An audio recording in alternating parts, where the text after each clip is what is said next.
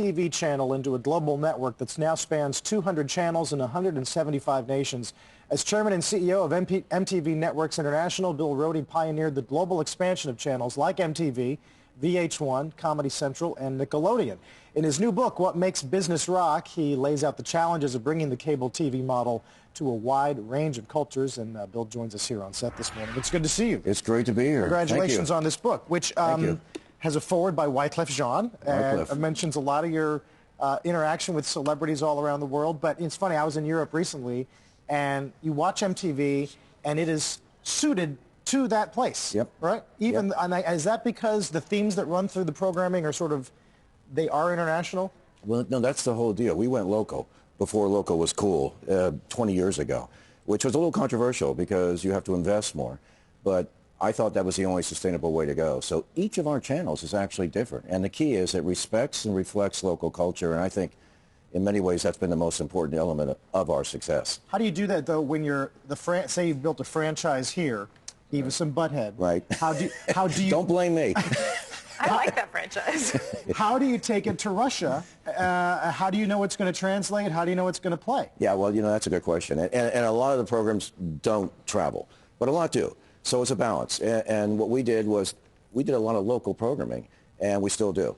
And, you know, that connection with young people, you know, every U.S. company, forgive me, makes the same mistake. They look at the organization, and it's U.S. and international. And international is 175 different countries.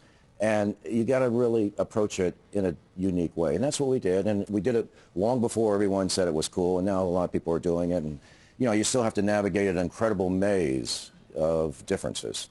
And that gets into a whole few chapters in the book, which I talk about. It's full on, by the way. It's meant for short attention span, so you can read it quickly. You probably don't want to run Jersey Shore in Italy.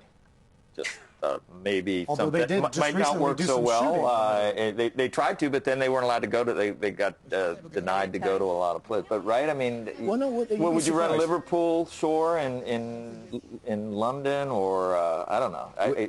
Would you run Jersey Shore in Italy? Yes, the quick answer, and it doesn't do badly. It actually does quite well. More importantly, we brought Jersey Shore to Jersey. I'll test your geography, the island Jersey, and it does very well there. But Asia is very different. So a lot of the stronger, edgier type programming that originates from the States, we don't run in Asia. But it works well in Europe. Some of the Asian programming I've seen before, though, is pretty campy and pretty out there. Some of the game shows that I've seen from Asia seem a little different. What do you run in Asia? Well, again, it's different. Taiwan, out there, really edgy. Korea, you can get away with a lot of stuff there, too. China, Singapore, Malaysia, no. Indonesia, we've had Call to Prayer on the channel 5 times a day. We interpret Ramadan in a young way. So the channels can be quite different. And that, again, I think is the key for any business. You have to relate to the audience. I've been amazed how MTV has managed to change with the times, because I remember when the channel was first invented and the guy putting the flag into the moon. We still have that person. Yeah. By the way, I just met the inspiration, Buzz Aldrin, in Berlin at the Berlin Film Festival. And, you know, there he was posing, so he's still there. But how much of it is ripping up the programming you have and changing things for the next generation?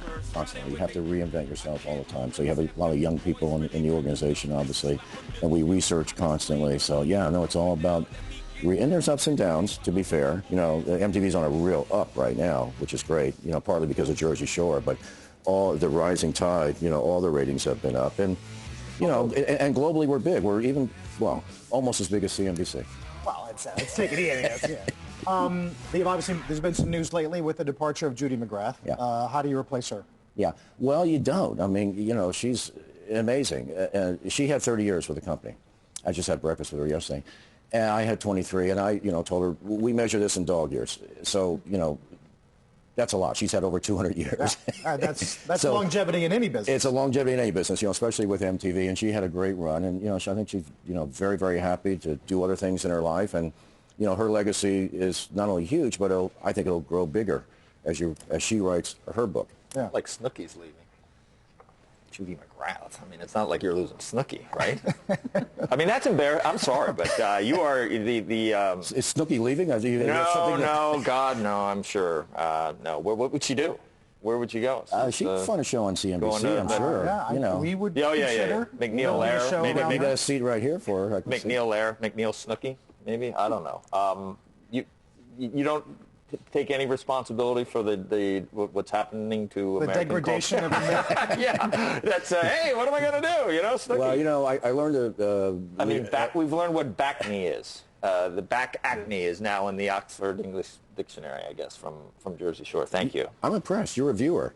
No, I'm not. I read about that. I read that Anderson Cooper said something negative about Snooki, and then he had to take it back because she tweeted something about him, and then he said, "Thank you for not sending someone to beat me up who has back knee."